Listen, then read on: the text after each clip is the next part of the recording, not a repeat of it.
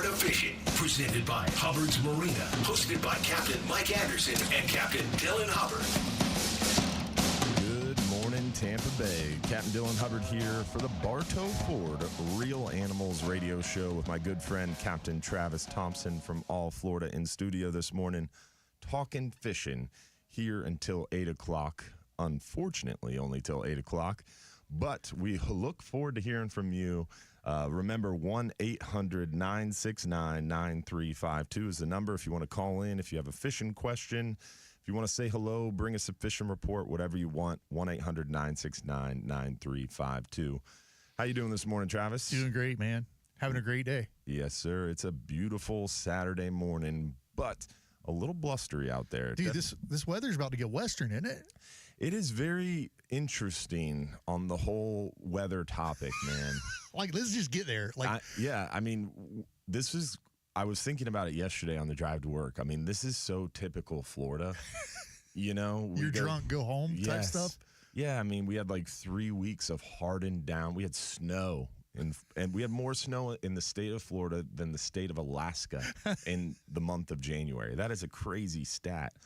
The Florida State Seminoles had more snow on their football field in inches than they did wins this year. That's not that crazy based on FSU. But I love that one.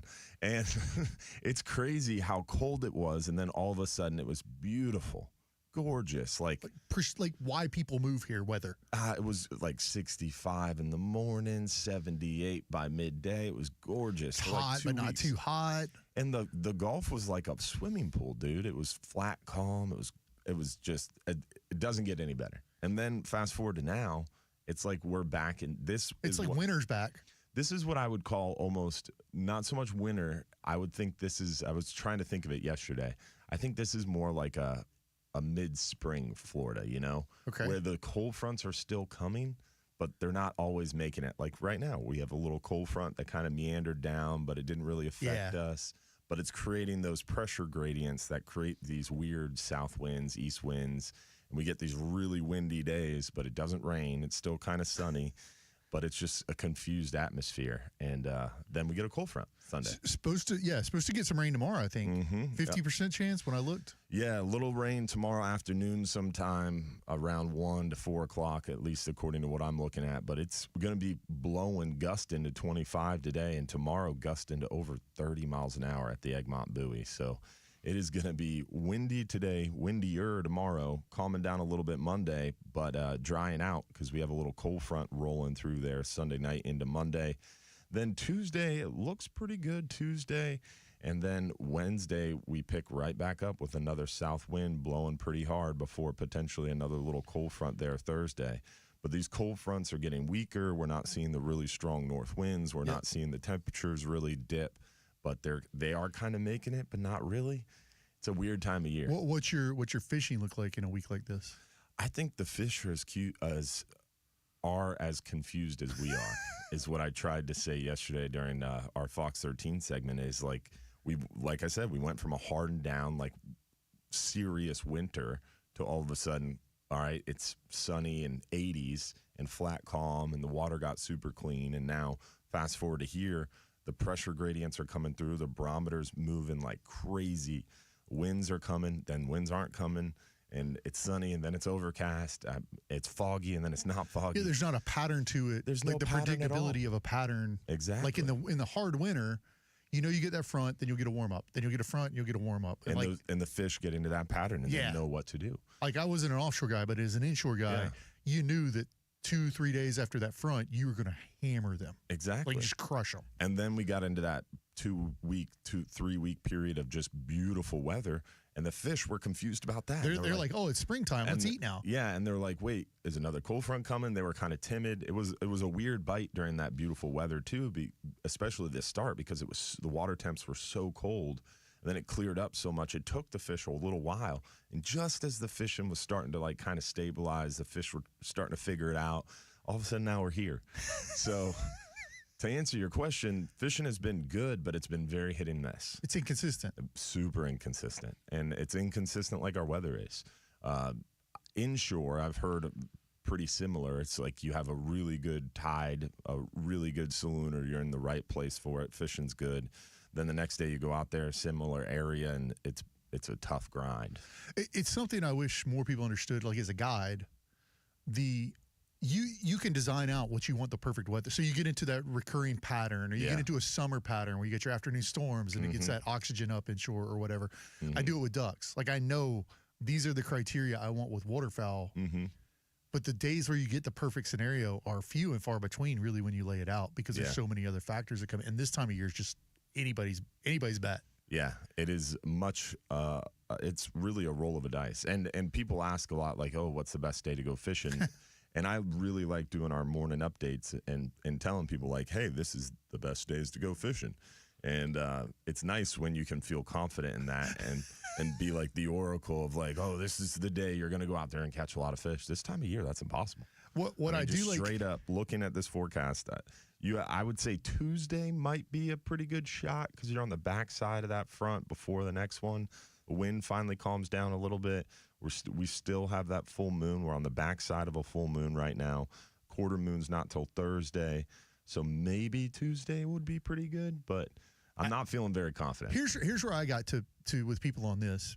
I can tell you what the bad days are going to be. I can for sure tell you what the bad days are going to be. I like that. The rest. Maybe I should move to that. We're still calling it fishing, and to steal like a catchphrase a little bit, like not your catchphrase, but can't catch them on the couch. Yeah. Like the best way to know is to go, man. Like and some days one fish can make that trip. Yeah. And my dad always used to kind of hammer that into me. Is like you get with your buddies and you're inviting this guy and this person out fishing, and you're waiting for your schedules to line up. And well, our schedules line up this day, but the moon phase isn't quite right. Right. And then yeah, we got this weekend open, but it's the wrong time of year. You got to just go. You just got to go. You got to go. Whoever's coming with you is a bonus. Whatever the weather's doing is a bonus. And just getting out there on the water is the important part. And getting a bait wet, and you never know what's going to happen. That's the beauty of saltwater fishing. You can't shoot ducks on the couch. You can't catch fish on the couch. Yeah, you got to get out there and try it. Yeah, like I think that's probably the most important thing. Your dad was wise. It took me a while to figure that out because I remember being probably my early 20s, and we were working full time and not fishing all. So like we want to go on the weekends, but you could twist yourself into not going for a month. Oh yeah, trying to pick the perfect day. Yeah, I find that I'm battling that with my son, 5-year-old boy. I want to take him fishing, but at the same time, I'm very cautious of the weather because I don't want to take him out there and have him not enjoy it. Right. Especially in these like formal years. He's formalizing whether he likes fishing or not. So I don't want to take him out there and beat him up and have him get seasick, and then he's not going to want to go fishing with dad anymore. Right. So it's a scary time. It's a tough balance. It is. But also at the same time, you just got to go fishing. You got to make it happen. He's got to go fishing. Yeah. And kids are a lot more resilient than we give them credit for. Absolutely. Yeah, some kids get out there and it's a joy ride. Oh, it's rough, and they have fun riding the roller coaster, right? You don't know how they're going to react. A friend of mine, Ramsey Russell, he's a big duck guy, like a national guy. He does outfitting around the world. He says the most important thing to kids is time. Yeah, time. Exactly. And if it's on a boat or in a duck blind or wherever it is, like riding bikes or whatever, it's time. Like doesn't matter what you're putting doing. time in with them. The fish, the ducks, the turkeys, all that stuff's extra. Yeah, amen to that. This weather update was brought to you by our friends over at Reese Windows and Doors, Florida's leading window and door company with over 50 years in business. They offer free installation on most windows and doors, and they install in just 6 weeks. They only use in-house installers, no freelance contractors, and their work comes with a double lifetime warranty, which means you never pay for a warranty. And when you sell your house, that warranty also transfers to the new owners, adding value to your home. Visit reesewindows.com for more info today. Definitely looking, I would say, like Tuesday's probably your best chance in between these fronts. And just get out there and capitalize. This time of year, it's just a matter of watching the weather. And if you see a weather window, jump. Take advantage of it and make it happen. The fishing was getting so good offshore, too, because it was so calm. We were so able to get out there. The deep water closure is going on right now, so you can't catch shallow water grouper complex beyond 20 fathoms. So beyond 120 foot, no scamp, no red grouper, none of those shallow water grouper we run into. So we're fishing around 100 to 120. There's some areas inside that closure zone around 130. You can get even a little deeper than that. So there's a pretty good range you can fish. And sticking and moving, hunting right around 100 foot to about 120 has been the hot spot for us. And we've been finding some good mangroves in there and a lot of other heads and tails, some big porgies, vermilions, almacos. So it's been a good time offshore. Any yellowtails? Yellowtails are really good, but we generally do better on the yellowtails when we can get a little deeper. Same with the muttons. We were crushing the muttons there in January, fishing 160, 180. Now that we're restricted, fishing 100, 120, we're still finding a few muttons here and there, but not the numbers that we were seeing. And same with the yellowtail. We're still finding some nice yellowtail here and there, just a little restricted. But triggerfish open March 1st. We'll be able to keep them again, and they should be open all year. They're only closed January, February, and June and July. So rest of the year we should have those triggerfish open. And good news on red groupers coming. So Really? yeah, we talked about it a little last week, I believe. Essentially, a stock assessment for red grouper is coming to conclusion, and all things point to potentially a doubling or maybe even more quota increase for red grouper. Wow, that is good news. Yeah, frustrating part, though, I learned this week. So this stock assessment that's concluding right now for red grouper is got a terminal year of data of 2022. So it's 2025. And we're about to get this good news on red grouper and increase our catch level. And that's based on science that concluded in 2022. Did you see me just, yeah. like, if you're on the radio, you couldn't see the stress in my head and, like, the neck shake and everything. Yeah, and through, this year, red grouper is going to close in end of May because our quota is so small, even though we know the quota should be increased, but they can't get the rule done in time. So hopefully they'll have that rule done in 2026, and we'll be able to fish that increase in quota due to our 2022 science. Look, I get it. I get that it's hard. Like, we're talking about fish underwater and population dynamics and basin theory and indices of abundance. Like, you got to be sure about the data. But, man, it feels like in 2025 we should be able to get that stuff. 100%. There shouldn't be such a lag. At the FWC Commission, I forget the exact dates, but they were talking about bears at the last meeting. Mm-hmm. And the data that they have is from 2019. And the biologist said something like, we'll have more data for you in 2029. And I'm like, dude. Like, literally, I could take a year off and go count all the bears. They're not swimming around underwater. Like, fisheries should be harder than bears. Go on Twitter and count the Ring doorbell cameras and all the black bears. Like, we could get a sampling through Ring doorbell in Naples. Oh, my gosh. That's pretty pathetic. But, yeah, like, I get that it's hard. It's a lot of data. But, this has always been a problem with me with, like, inshore regulations because now, and it's correct, there's a lot of pressure against water quality. Like, you get a red tide outbreak or whatever, a Piney Point spill, you want an emergency closure. But we close it without an endpoint to turn it back on based on measures. And so we end up with executive orders managing fisheries, which I don't love. Like, I want science to drive what that management should be.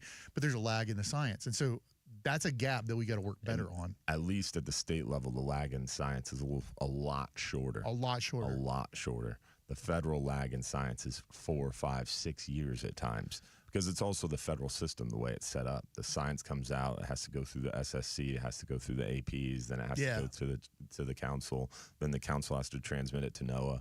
So a lot of times a scientific study is published 1 year, and it takes 2 years before that science becomes regulation. And the science is already 2-3 years old when it comes out. It's funny because you talk about big government, small government. Like, really, the state is small government when you look at that because of the agility, which is why we do have the ability to turn off a fishery quickly. Yeah. If like a Piney Point happens, you're able to shut down that fishery.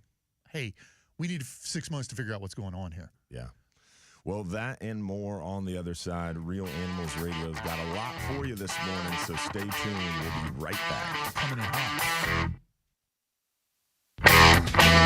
Hey anglers, the best fishing charters in the Bay Area out of Hubbard's Marina on the board. So I guess he was just letting us talk. I was like, man, this feels like a long segment. I was like, well, I better transition myself or we're going to be in a pickle on the next one.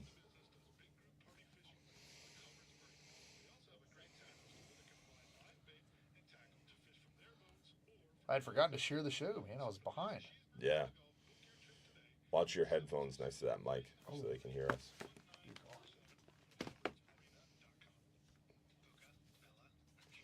Morning, Paul. Morning, Jeff, Adam, Gary, Olga, Cindy. What's up, Robert? Donald, Jack. Got the OGs on this morning. Oh, yeah. The OGs are here. Nothing but hits.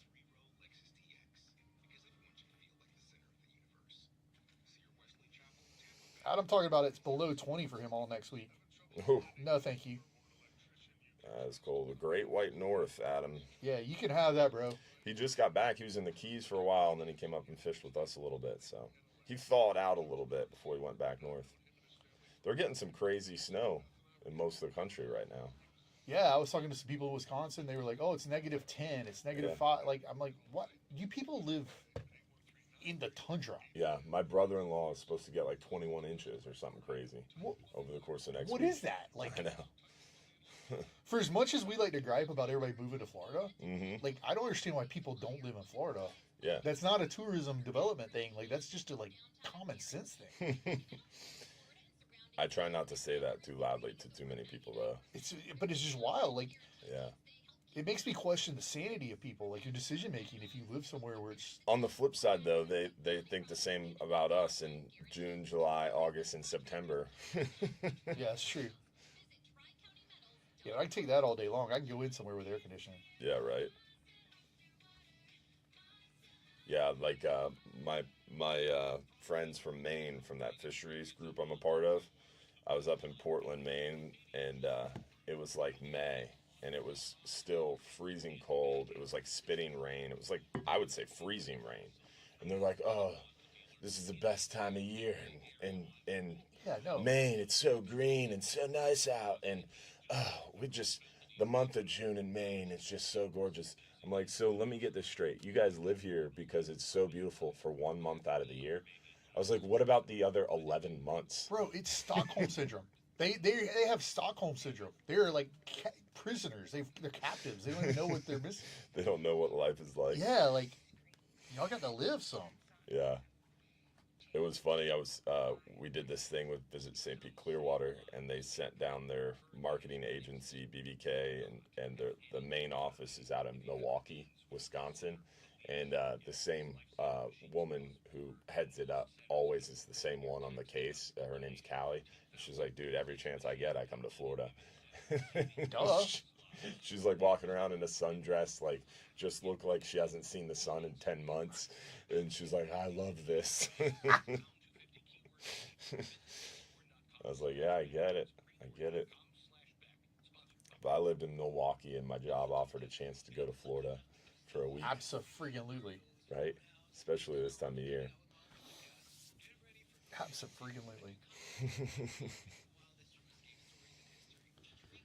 Man, we got some heavy hitters calling in this morning. Really? Already got the A-team calling in? Yeah, we got Ray Markham and Ron from Ron's Tackle Locks. Last time I was on, we didn't hear from Ron. Yeah, we didn't. That was a disappointment for me. We had no Imperial Polk County representation besides me and Bobby. And Bobby. They were like, "Oh, we've got enough. We don't have to call in."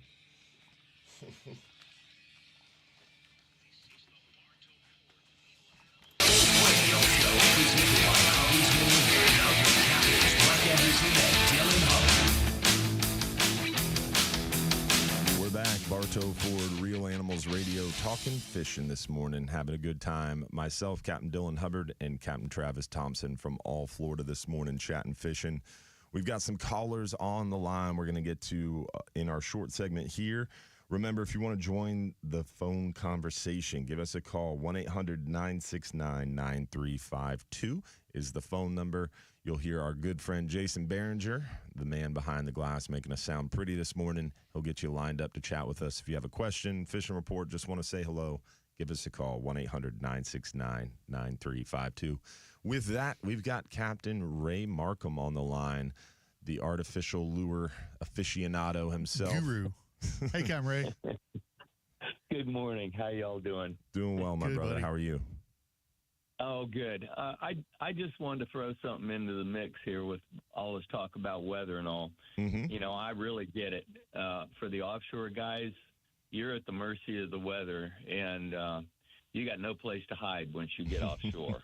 None at all. None. But I will tell you this. The best days of fishing I have ever had in my life have all been on days when the weather just is so freaking bad. And, you know, most of the inshore guys have their honey holes where they can hide out of the wind somewhere. And I'll tell you, the fish just get majorly active because typically you have big weather changes with barometric pressure that's jumping all over the place.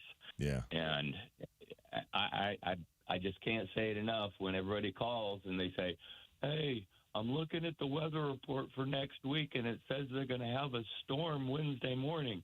Are we going to be able to fish? You know, I said, my regular answer is that, look, you know, we look at every day, one day at a time. And when we make that call that morning and see what it is. Amen. So even the best weather guys, they can't get it right all the time. 100%. And people ask me that all the time. I get a lot of times people from out of state who aren't as familiar. They're like, hey, what's the best day weather-wise to go fishing this month? I'm like, whoa. Yeah, that ain't how it works. We're gonna have to tone that back a little bit. I might be able to give you I might be able to give you an idea over the next week, but really I like to wait till the night before, 5, 6 o'clock, to get a good idea of what the next day is doing. But like you said, Captain Ray, I mean, really waiting till the morning of your trip is the best if you have that flexibility. Ray, I won't cancel a trip. Like on the waterfowl side, I won't cancel a trip unless there is an actual safety. Like unless there's an actual like a heavy lightning storm or something like that, I'm running the trip. When I was working out of Terracea down there, there are places that were just really, really well protected. You got mangroves that are 30 feet tall. Oh yeah. You know, and literally I had fished in 50 knots of wind. And if you want to cast to the other side of the bay, just loft the lure up in the air and let it go. The wind will take it. Yeah, those trout clients can cast a long way in that stuff, can't they? Well, you got some squirrel fishermen, too, that have a tendency to want to try to hit that thing up there in the middle of the mangroves, you know. Yep. So that's why I always have the push-pull on the boat. Smart man. Man. Well, you got about a minute left. What else you got for us, Captain Ray? Not a whole lot. I was just chatting with a good friend of mine, the Mad Snooker down south this morning. He is just wading through dead fish down there from red tide. So brutal. That's the bad news for this morning. Yeah. Yeah, I'm hoping and praying. We have a little bit of breaking up. We got some weather in the forecast. Maybe it'll keep it at bay. We have some south wind, though, which is making me nervous. I'm hoping it's not going to blow anything up our way. True. Well, hopefully if it's a regular cold front and things start coming out of the north, then it'll push it back down south. So here's to hoping, brother. We shall see. Yes, sir. Yeah, man. Thanks, Captain Ray. We appreciate you, brother. All right, Ray, take care. Always a pleasure to hear from our friend Captain Ray Markham. Good guy, great fisherman if you want to get on some artificial bites. We've got a full board coming up. We're going to get to Ron from Ron's Tackle Box, Tim from Fisherman's Hut, and hopefully some of these other great callers too. Real Animals Radio will be right back.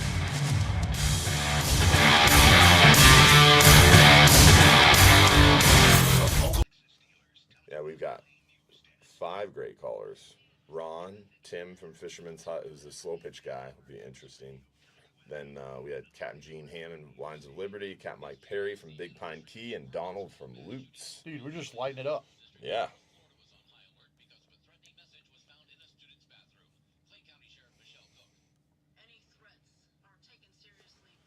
Tim from the Fisherman's Hut is the Fisherman's Hut is a cool tackle shop in like Bradenton area. Okay. It's like 100% slow pitch. The guy who runs the place, Diogo Yamada.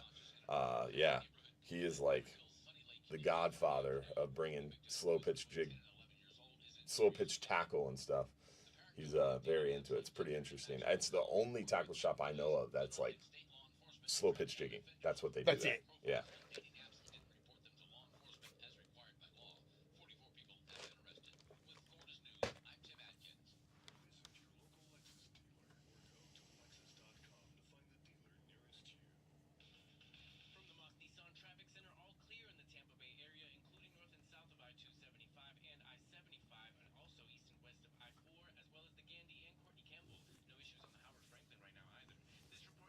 Yeah, when we had all that nice weather, we had a couple of those guys jigging every trip, and they were crushing the scamp and red grouper and muttons on the jigs. what's it called? The what hut? The tackle hut? Fisherman's hut. The fisherman's hut. Mm-hmm.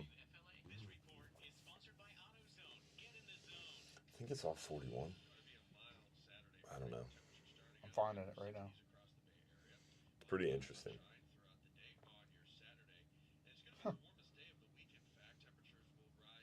Because you can do the slow pitch jigging stuff in like 100 to 250 foot of water. That's like that. The entry level basic tackle can do that. If you're doing the deep jigging past like 300 foot, it gets pretty technical because you need the right tackle. It's expensive.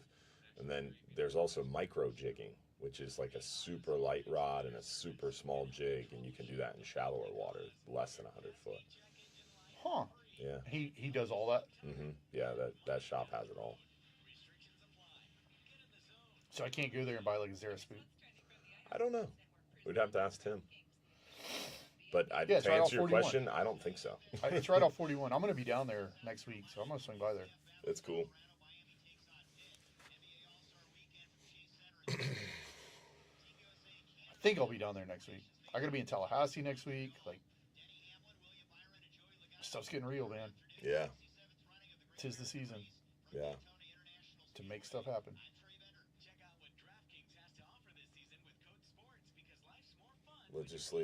Legislative season is upon us. Yeah. At the MREP thing, they were talking about state charter licenses, and I brought up my idea again about how legislation should make those. If you're from Florida, your charter permit price should be your charter permit price. But if you're not from Florida and you want to run a charter here, $1,500, $2,000, $3,000, Yeah. like Louisiana. What is it in does Louisiana? that. It's $3,000. Is that what it is? Yeah, if you're from Florida and you want to run a charter in Louisiana, it's $3,000. Yeah. The state of Florida, you pay the same price as a Florida resident. That's not right. Yeah, agreed. We charge out of state license fees for hunting and fishing. If you want to come here and hunt or fish, why would we not do it for charter captains? Yeah. I haven't figured out what to do here yet, but I'd really like to figure out some legislation to preempt these boat ramp closures we keep seeing. Yeah. I saw one around here. Griffin Dean's posted one this week, and there was one. I was like, That they're closing it to commercial or just closing it to everybody? they were closing it for boat races, but it was going to like screw up a bunch of charter captains and recreational guys. And I'm like, Yeah. but how many times with FGA have we seen this around the state? Like, that's why a lot of people have joined FGA or come to FGA is that thing. I'm like, I'm wondering if there's not some kind of state preemption where we could say, if sport fish restoration funds are used on the ramp, Yeah. it cannot be closed to recreational or charter operators. Yeah. Like, it can't. I think the problem is the volume of charter operators using those ramps and monopolizing, because you have bad actors everywhere, You right? have bad actors everywhere. And you have those charter guys that, I'm a charter guy. This is my living. You're in my way as a rec fisherman. And I think that's what creates the conflict. But couldn't you make the argument that, like, a lot of our traffic has to do with increase in commercial operators on the road? Yeah, Like, true. we're not charging them differently. Or maybe we charge you on your license somewhere for a preemptive fee, or Yeah. maybe the county can charge, but it should be a cap on what they could charge. Yeah. It's an interesting point.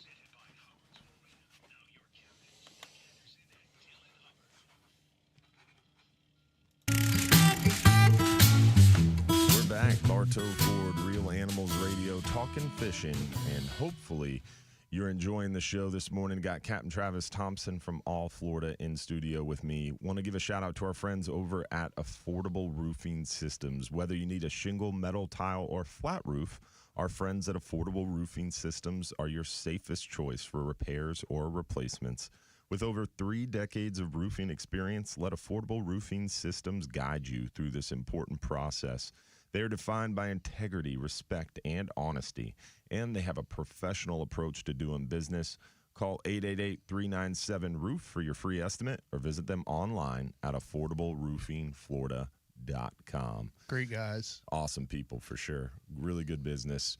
We've got Ron from Ron's Tackle Box on the line. We've also got a few other folks we're going to try to get to here, so bear with us as we work through the callers this morning. But Ron, what's going on, buddy? How are you this morning? What's up, Ron? Doing great. Hey, good morning. It's great out here in Polk County. How's the bike going? God's country. Big bass time right now. Yes. Come on. Oh, yeah. Come on, Ron. Are they bedding? Some are bedding, some have already spawned, and it's just a transition. A lot of them are still staging. Nice. But I've seen a lot of 7 to 9 pound fish this week. Yes. Come on. Haven't seen the big one yet. But we're seeing them are nice fish, 7, 8 pound fish. That makes me want to go to Yeah, Ron's Imperial talking Polk dirty County. to us this morning, man. He's getting us fired up over here. I want a 9-pound bass. That'd be awesome. You know, a good time of the year to be out here. Plenty of lake, plenty of great water. Water's up good. All the canals are full.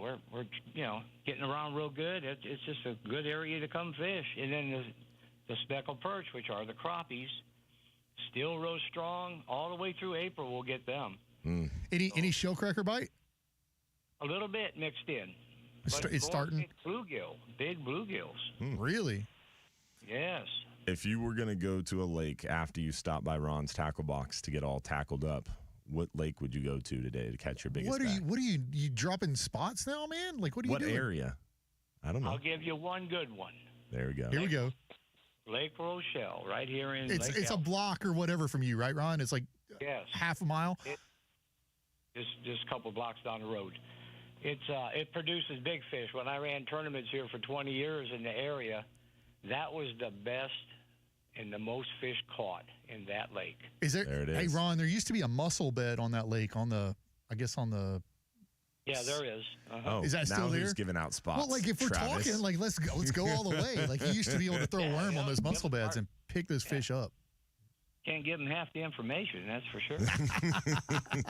You find that mussel bed and pull some fish off of it. You call us and let us know how you did. You guys were talking about weather earlier, and I come back to me. I did a tournament years ago that on the chain we had 110 boats in it. Wow. And it was in February, and it was freezing, raining. And I'm thinking, oh, these guys aren't going to catch nothing. And they came in. There was at least 70 people weighed in a huge bag of fish. Wow. Most of them in 20-pound range to 28 pounds of fish at 5 fish. That's And amazing. their beards were froze. I mean, that's how bad it was out there. What are they catching them on right now, Ron? The booyah. Lipless crankbait. Purple. Lipless crankbait. Royalty purple. Yes. There it It's is. been amazing. Have we investigated if Ron owns Booyah? Not yet. We need to, though. Well, I wish I did. investigation. Things I sell, I could do well with it. But a lot of creature baits, too, right now because the fish are bedding. Anything flary, a big lizard, a big crawl, something that just aggravates them. Yeah. 'Cause when you run that around the bed, they just got to get it. You're the man. We appreciate you, Ron. How would someone Put that find fish Ron's back. tackle box if they wanted to stop by? Thank you. I'm at 380 South Lake Shore Way, which is 1792 in Lake Alfred. That's Phone it. number 863-956-4990. You're the man, Ron. Ron's we the appreciate man. you. Thanks, guys. Have a great day, buddy. Thanks. See you, buddy. Freshwater guru right there, Ron from Ron's Tackle Box. Now Just we've dropping knowledge out there, man. Just like straight up Lake Rochelle. crushing it. Booyah lipless crankbait, royalty purple. You can't On Lake miss out. Rochelle, you're pulling in 7 to 9 pounders. Like, what other radio show is giving you that level of detail? I don't know of any. Well, now we're going to go from our freshwater guru to our offshore slow pitch guru, Tim from Fisherman's Hut. What's going on, Tim? How are you this morning? Tim, you there, buddy? Oh, did we lose Tim? Oh, man. That was good. There he is. Oh, There he he's- is. Nice. What's going on, buddy? Good morning, guys. How are you guys doing? Doing good, buddy. How about you? What's going on down there at the Fisherman's Hut today? Oh, not much. I am actually in St. Pete near you guys doing my sea school course. So today I am off. Nice. Well, not really. Sea school is pretty mentally intensive, so good luck, my friend. But congrats on that. What if you were going slow pitch jig fishing? What would the average angler need to start out with? I had a guy yesterday stop by the shop, and he was going out on his first 12-hour stream. He has never fished offshore before, and he really wanted to get into slow pitch jigging. And I was like, dude, that's kind of like the advanced course, the 102 class. You need to just go out there and get the hang of offshore fishing first, learn how to use a conventional, get dialed into the bait, And then once you kind of master that course, step into that slow pitch arena. What would you say, Tim? Yeah, it's definitely not right off the dock entry-level fishing by any means, but once you get a good feel for it, you can kind of get the idea. I like to call the American version the not-so-slow pitch. So you can realistically take any kind of slow pitch rod. There's many great options right now at the Fisherman's Hut. My boss, Diogo, just developed a new series, and they are phenomenal. So I've been working with those. Nice. I try to get a left-handed reel. That way you can jig with your dominant hand. It makes a lot of the fighting easier. It's just all around a lot more conventional way to fish. And for anywhere in an extreme trip, you're going to be in about 200 feet of water. You'd like to match your depth with the gram of the jig. So if I'm in 150 feet of water, I'd like to go 150-gram jig, maybe 200-gram jig if the current's really ripping. And it's all up to you from there. You're kind of your own teacher, your own sensei, and you can work out how you want your rhythm to go. But I like to try to follow the captain. If you've got a great captain, sometimes they'll be able to tell you, say, hey, I'm marking fish up about, 100 feet, 90 feet. You can rip your jig up and start working it through the water column and really target some pelagic species. If you have wire assist hooks, you can get into the big kingfish, the wahoo, a barracuda, anything kind of fun. But if I'm targeting the demersal species, I like to choose right now I'm using a short fat jig, and for the red grouper, I love the red and gold Hayabusas. They are amazing. Anything that's going to be a smaller profile but will really kind of drop through the water and get to the bottom fast is my choice right now. And I usually work at anywhere from 5 feet to 15 feet off the bottom and drop it right back down because we only get so many opportunities for the red grouper. That shorter, fatter jig is what you're looking for the grouper species closer to the bottom. Shorter, fatter. It's going to have a slower fall to it, right? Correct. Yep. Gotcha. And then a lot of people ask that too, like, should I be bouncing this on the bottom, off the bottom, little off the bottom? And I always tell people it's like I always was told and had the most success dropping it to bottom. And I would start bouncing it like pretty close to the bottom and then maybe a half crank up and work it there for a little bit, then maybe another half crank up and do that 1 or 2 times, and then I drop it back down to bottom. And then once you kind of dial into where they're biting, that's where I'm working the rest of the day. You look for a zone. Is that kind of what you recommend, Tim? Yes, absolutely. I got you. And then color-wise, you're preferring that red and orange or red and yellow for red grouper. What about scamp? Yeah, I love the red and gold. Anything that's pink and gold, two-tone with a little bit of glow, works amazing. There it is. Love it. Are you putting double assist hooks on, or are you running singles? So I usually will run 2 off the top if I know there's going to be structure very present on the bottom. If there's a lot of coral, I don't worry about snags. But if I'm in the area and not too many people are getting hung up, I like to use 2 on top, 2 on the bottom to displace the weight of the fish. Because a lot of times you get hooked into a big amberjack. I've had them bend my lead jigs like candy canes before. Whoa. So I try to, have the most effective connection and the best way to fish, and you don't lose as many. Amen to that. He's dropping just wisdom on top of wisdom out here. I'm like trying to take notes and keep up with vocabulary at this moment. Well, we appreciate it, Tim. To the Fisherman's Hut, we can tell you. Yeah, how would you find out where the Fisherman's Hut is? Give us the address, phone number, that kind of thing. Okay, so we are located at 1834 14th Street, West Bradenton, Florida. And our phone number is 941-742-6497. The main man in there is going to be Diogo. He's been doing this for over 50 years. He's got a shop in Brazil. He travels frequently and fishes all over the world. So he's a wealth of knowledge. And so is Tim. Tim's been doing this a really long time, too, and Tim's often there as well. So stop by the Fisherman's Hut. We appreciate the phone call, Tim. Good luck in sea school, buddy. Absolutely, man. You guys have a wonderful day. You too, Tim. Well. See you, buddy. Awesome stuff. We got time for Captain Gene Hammond from Lines of Liberty. We got a few minutes here. What's going on, Gene? Oh, I must be crazy today trying to go offshore. Think it's going to be bad? No, I think today might be.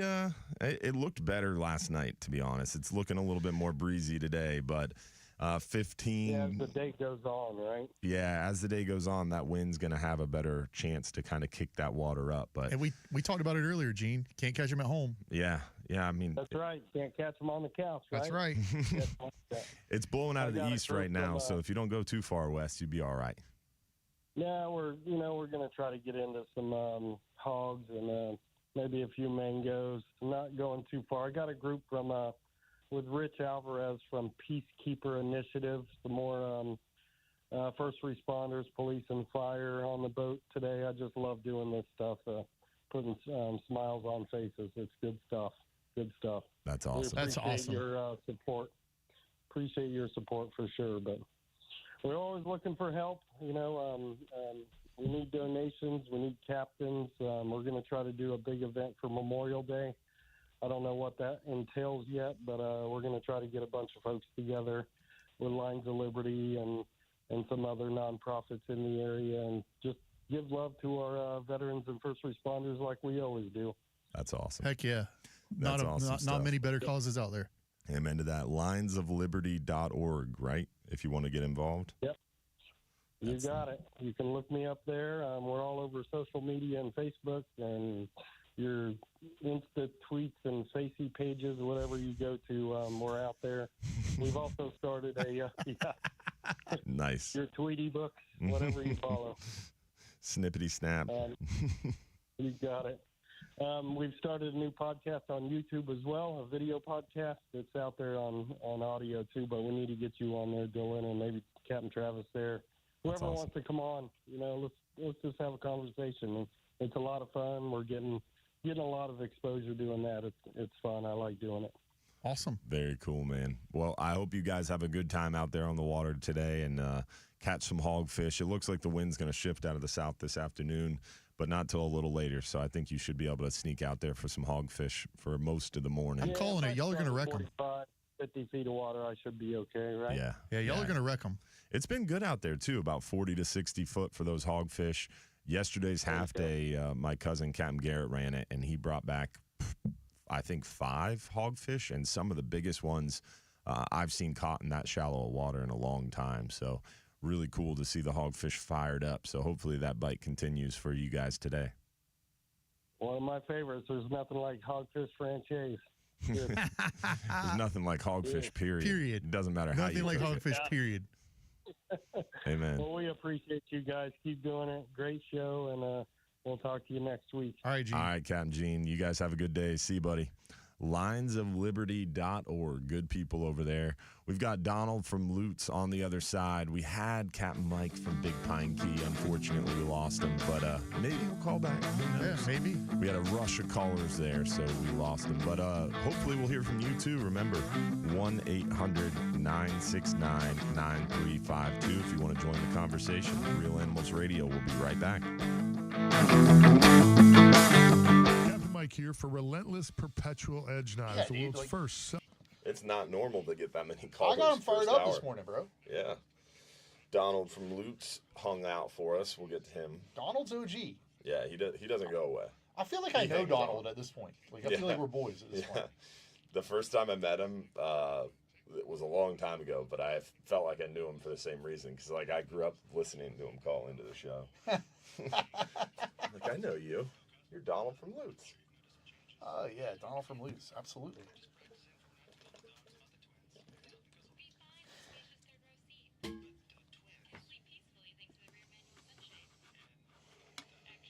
Yeah, Mike is at, or he Miami? was at the Miami Boat Show. Yeah, I didn't know if we get a call in from the Miami Boat Show this morning, but then I also the Miami Boat Show probably doesn't open until 9. Yeah. I think he left last night too. I think he's already home, but he said it's been chaotic.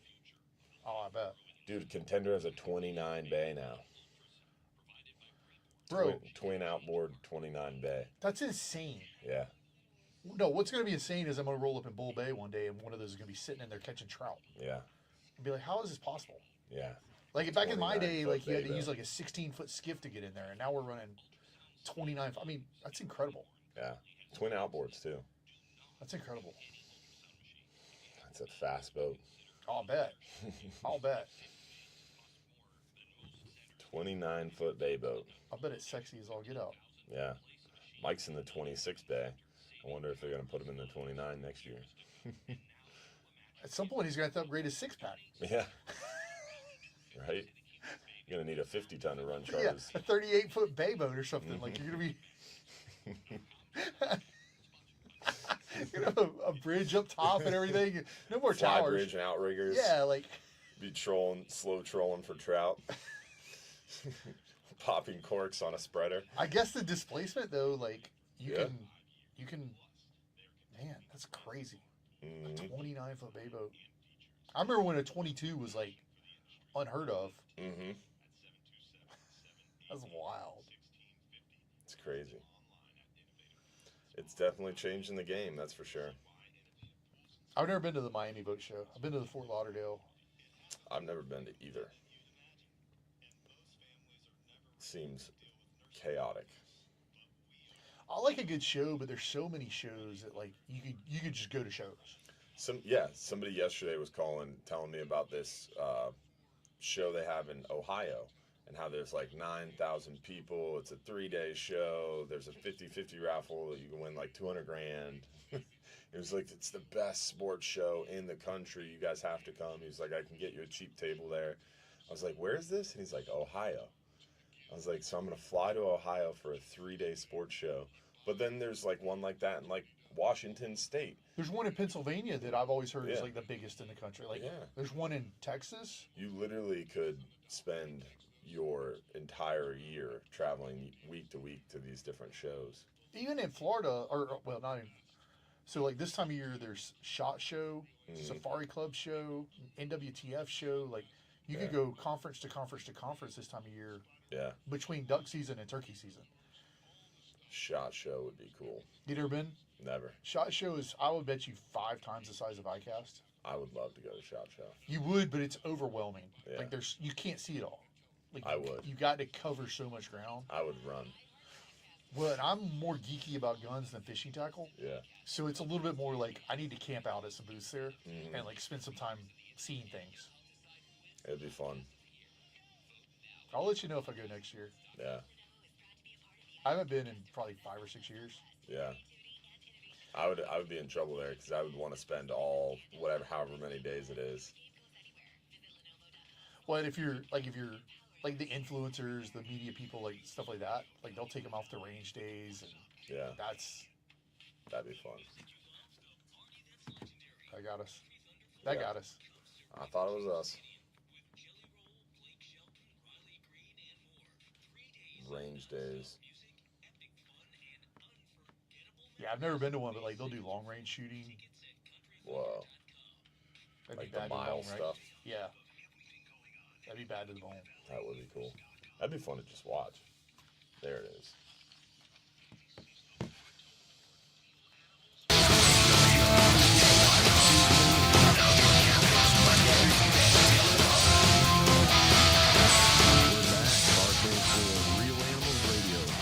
Fishing this morning and enjoying a beautiful Saturday with my good friend Captain Travis Thompson, myself, Captain Dylan Hubbard from Hubbard's Marina, and hopefully we'll hear from you as well. 1-800-969-9352 to join the conversation.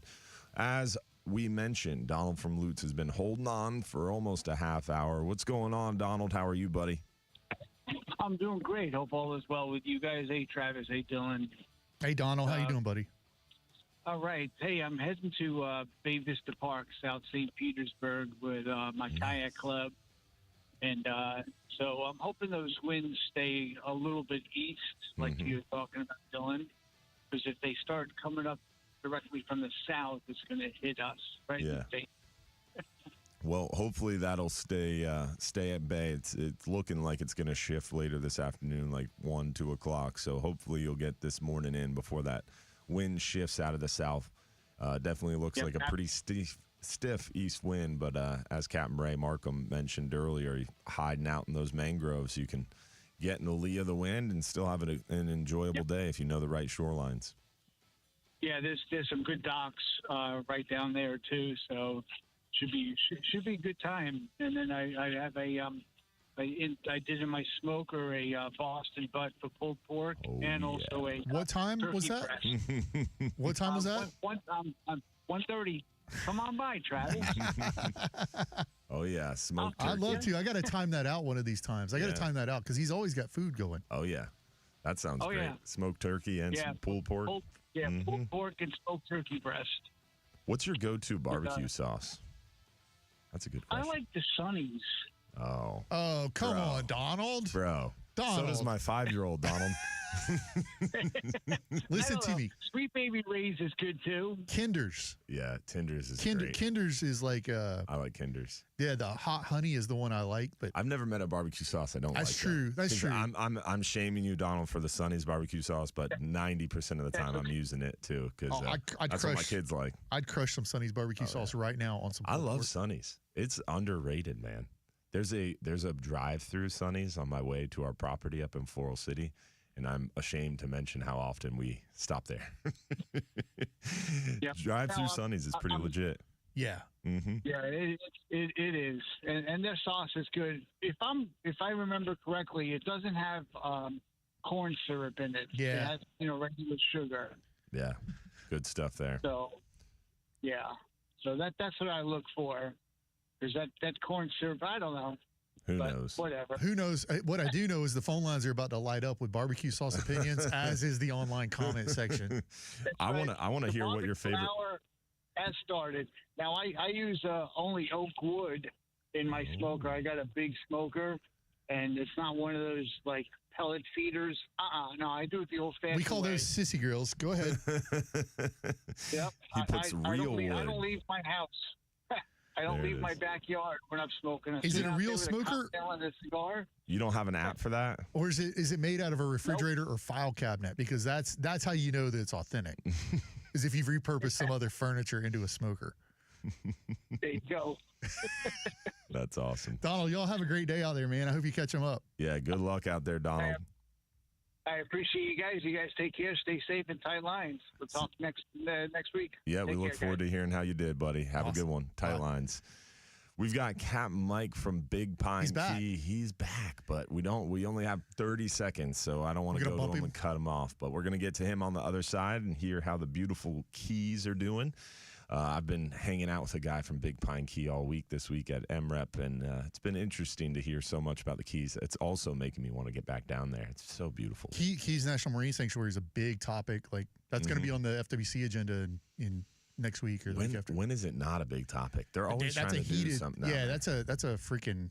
Yeah, I mean, we had a sanctuaries presentation, and like all the other sanctuaries across the North America are pretty straightforward, pretty Keys simple. is like Fort of Keys National Marine Sanctuary. You need like a 3-day presentation on you how need a that course. works. You need a course on it. It's nuts. You think our fishing regulations are confusing? Go to the Keys. Yeah, I talked to Spotswood down there. One side you're South Atlantic, one side you're Gulf. You got Yeah. the sanctuary. You got to be a professor to know what you can. We're going to keep cut and it where into you can keep it. 78 different zones, and you can keep a gray fish here and a yellowfish there, and like it's. Oh my gosh, man! It is very, very, very difficult. Wow. Yeah. We're going to talk to Capt Mike from Big Pine Key on the other side, and Real Animals Radio. We'll be right back. The program was paid for by Real Animals Fishing. Yeah, it's crazy. They've been working on that current plan, 8 years?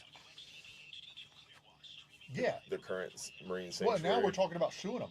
The state starts talking about suing the the sanctuary. feds over it. Yeah. Yeah. Mustard-based barbecue. Stacy and I finally agree on something food-wise. Is that Stacy Whittem? Yes. We need to have Stacy Whittem in here one week. Yeah.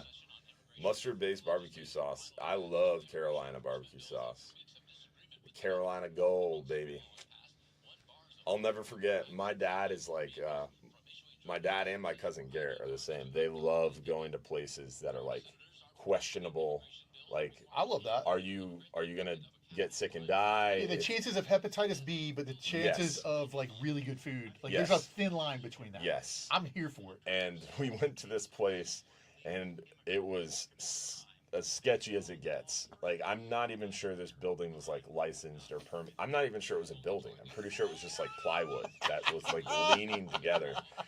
And this dude had his own barbecue sauce. It was Carolina Gold barbecue sauce. And I was really young, and it was the first time I had, like, experienced that mustard-based barbecue sauce.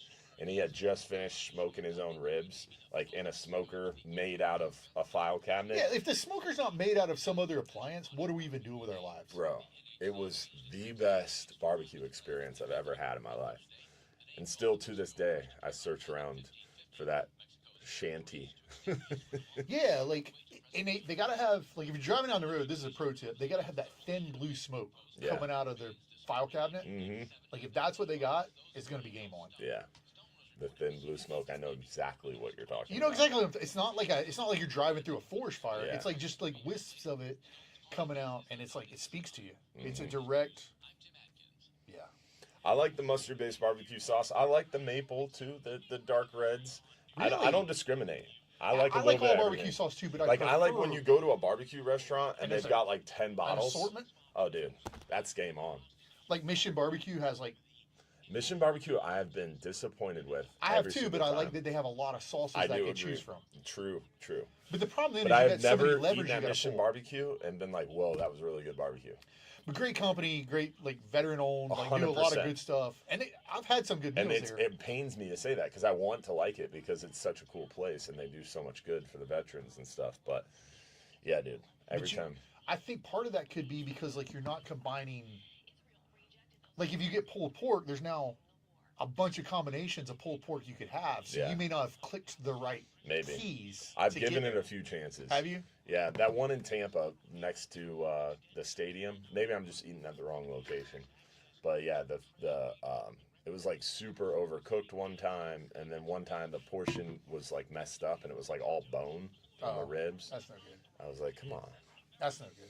But it is a chain, so maybe it's just that one location that was tough. Well, and like I say, if you can get, I also like at places like that being able to mix my sauces. Oh.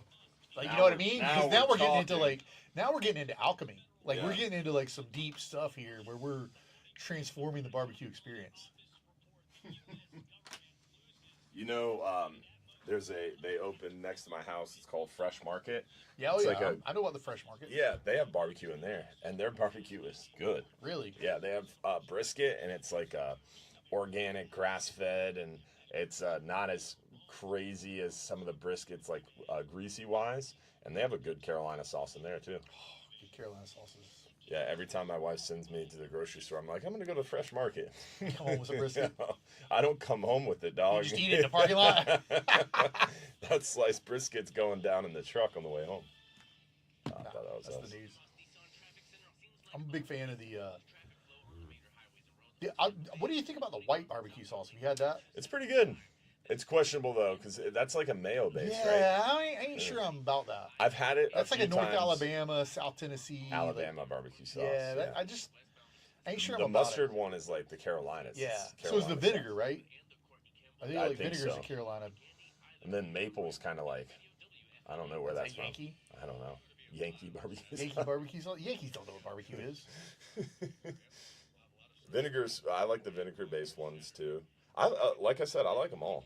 There's also the alchemy, too. Like you're at home, like with your rub. Yeah. You're doing some rub stuff there. I have and then never smoked a piece of meat in my life. Bro, I'm just sad pass to me your admit main that. card over here. I'm sad to admit that, but at the same time, it's like I don't have time for that. I grill a lot of meat, bro, because you can grill a steak in 14 minutes. Bro, we got to change that. Dude, I don't have 3 hours to commit to smoking meat. I'm like worried about the future if you're not smoking meat.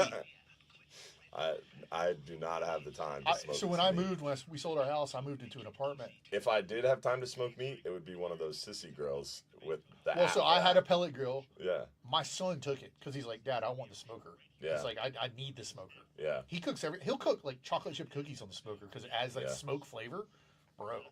I've heard of that before. Bro, it'll change your life. Yeah, my buddy has a pellet smoker and he smokes everything for that reason because it's just convenient. Pellet smoker's nice because you can turn on like a grill. You can get it really hot really fast, but still get that wood flavor. Mm-hmm. And the new ones like the Traegers and the Green Mountains, like you can get them up to 500-600 degrees to like sear a steak. Yeah. That's pretty magical. I don't know. Stick to my Weber, dog. Look, so I'm in an apartment now. Like I got a cast iron skillet. I can make a pretty good steak in that thing. Yeah. Like I need to get a cast iron skillet. What are you doing? You don't smoke. You don't have a cast iron skillet. I'm like, this entire show's a lie at this point. This entire show's a lie.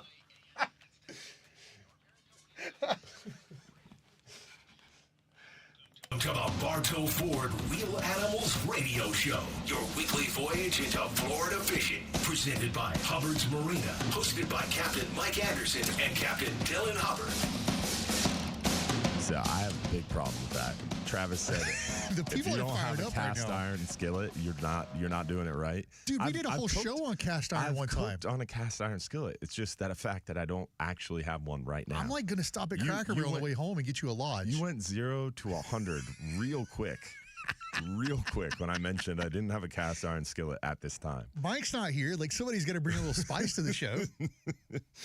Oh, he's fired up. We've got Captain Mike from Big Pine Key who's been waiting on the line for a while. What's going on, buddy? How What's are you up, this Mike? morning? Hey guys, how y'all doing this morning? Good. Doing well, man. How are you down there in the beautiful Keys? The Florida Keys you're right about needing a degree of something to learn what fish you can keep in what areas, and that is a big learning curve for not only just your recreational fishermen, but for new captains and even mates. Mates really need to learn that from a good captain. And luckily, being that I came down here as a kid and have followed up with the regulations, I know what area the boat's in. Or people don't know this, but folks, Atlantic rules extend to the Gulf side for a couple miles. If you're fishing from a bridge and you're fishing from one side or another, you're still fishing technically Atlantic waters. So you really need to pay attention when you come to the Keys if you're going to keep some fish. Good idea to hire a guide when you're down there, because then you, generally speaking, you can trust that the guide knows those regulations. Keep yourself out of some trouble. Exactly. I mean, we have a place called Western Dry Rocks. That pretty much most of the year you can't fish it. It's a closed zone that's the permit spawning area, right? Yeah. Aren't they? Permit spawning area. There's also an aggregate of, they found black carbo or black grouper, whichever name you want to use, that actually spawn there as well. So Western Dry Rocks is Yeah. a spawning spot for multiple species. Yeah. Muttons, I believe, too. Exactly. They've all gotten word there in their schools down there underwater, say, if we go in this area, ain't nobody going to bother us. Well, I think that's why it was initially deemed a closed area, is because of those spawning aggregations. And then it got longer as they discovered other species utilizing that same space. And what's interesting is as they've identified these spawning aggregation sites across not only the Gulf of Mexico, but the Caribbean and the South Atlantic, that's become a very widely known and accepted thing that if one species has a spawning aggregation at that site, likely throughout the year there's other species that are doing it and using it as a spawning ag. So it's pretty interesting that it's like topography, environmental factors, upwellings, whatever it might be, that's leading to that becoming a spawning aggregation site. Multiple species key into that same thing. It's pretty interesting. If they do a permit tagging every year, and you get a phone call, and luckily now I've been in the loop and I've gotten to do it 4 years in a row. And let me tell you something. We all say that the bluegill is the gateway drug to fishing. Catching permit at Western Dry Rocks is you don't have to have any experience. You just know a little bit about bottom topography. You set up, and it's how many do you want to tag till the scientists that are either on your boat or in a tagging boat tell you, we're good, we're done, your day's over. Wow. And it's crazy. But the fishing's been great. The snapper, the bottom fish, all the snappers are doing fantastic. Big mangoes and muttons, a lot of yellowtail, lots and lots of yellowtail. That's awesome. And as far as the trolling for pelagics, they're all here. Occasional mahi. It's not quite time. That water's still got to warm up, but we still get a straggler coming through. But the wahoo, the blackfin tuna. If you go way offshore right now, I've heard there's a run some yellowfin offshore, about 50 to 80 pounders. Wow. So the boat that what's goes in next. What's your current water temp? It was, what was it, 2 days ago, because I haven't been on the water in 2 days. It was anywhere from 66 to 72, depending upon where you were in the Gulf Stream. Nice. Hey, Mike, we keep hearing, I keep seeing headlines saying that the red tide has made it to Key West. Like, have you seen any signs of red tide out there? Yeah, especially around the middle lower Keys from, let's say, South Marathon through Big Pine down to Summerlin, Cudjoe. There's pockets of it. Okay. We had a real weird type of disease called crazy fish disease back about a year ago, where you see the fish flipping. And I told people, I said, it really appears to me like that's a form of red tide, because it does the fish act the same way when they get in the deoxygenated the DO water, as I call it. Yeah. So anyway, it's coming and going, but thank God we have so many areas that flush. All those bridges, that's like flushing arteries. It cleans the water out. So just when the tide slows down, here it comes the other way. So speaking like a true health professional, it's like a flushing artery. The nurse in me. Plenty of red blood cells bringing dissolved oxygen to those fish. There you go. I love it, man. I love it. But no, the fishing's been good, and just come on down to the Keys and have yourself a good time. And if you can't fish with me, then there's plenty of captains to take you. Just get with me, and if I'm booked up that day, I'll put you with a boat right out of our marina or one of the marinas around the Big Pine and Cudjoe in the middle lower Keys. Come to this part of the Keys. It's still called the untouched part of the Keys. It will remind you of the Keys when it was a better day and not all developed like Key West or Key Largo or Marathon. How's somebody find you, Mike? 813-434-8086, Captain Michael 47gmail.com, or simply call 1-866-GAMEFISH, and Mike Anderson will give you my number and shoot you our way. Boom. You're the man. Well, we appreciate it as always, brother. Thanks for letting me get back on here. I got the call drop. Sometimes that happens in the Keys. So have a great day, guys. See you later, Mike. We appreciate you, buddy. All right. Tight lines. Sometimes it happens in the Keys. It's like he's in a third world country, like exploring the wilderness. Dude, the Keys is a wild place. It's wild. Man. I love it down there. It's wild. That's the coolest part of Florida, man, is I'm not saying the Keys is the coolest part of Florida. I'm saying the coolest part of Florida is the fact that you can go to these areas like Steenhatchee, like the Springs, like Imperial Polk County, like the Keys, Southeast Florida, Northeast Florida, St. John's. The diversity of habitat, the Panhandle, like the Lake Wales Ridge, like even getting away from water, like the diversity of habitat that we have in this state is so unbelievable. It is unbelievable, and it's really truly. I mean, you go an hour north, an hour south. Fishery's different. Everything about it's different. Topography's different. It's truly a special place. Put that in perspective. Like, so my dad sits on the deer management committee for the state. Mm-hmm. And they have, I think, 5 different zones where the rut occurs in Florida. And so the rut in South Florida occurs in July. The rut in like zone C or D or something occurs in February. So deer are spawning, deer are mating over a like 7-month period of time in different pockets around the state.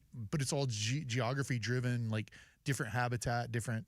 That's crazy. Like you don't see that in other parts of the country. That's interesting to know. So your dad is involved in conservation and stuff as well. Oh, yeah. My dad was a 40-year employee of DEP. Oh. Yeah, like I grew up. That's where it came from. Wastewater management was a regular topic at our house. Not saying I paid attention to it or know anything about it, but like I got you. My sister and I would tag in who had to go listen to the sludge management, and the wastewater management, the phosphate stuff, and everything else. That's cool. So it runs in the family. Runs in the family. That's awesome stuff. What are you guys up to at All Florida right now? Oh man, we're right on the cusp of the legislative session. So busy.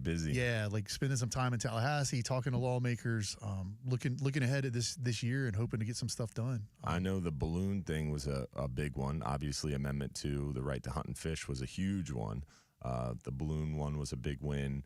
And we've had some pretty big wins lately. Yeah, and so there's a state parks bill out there that I'm interested in that could prohibit like development in state parks because all that blew up last year.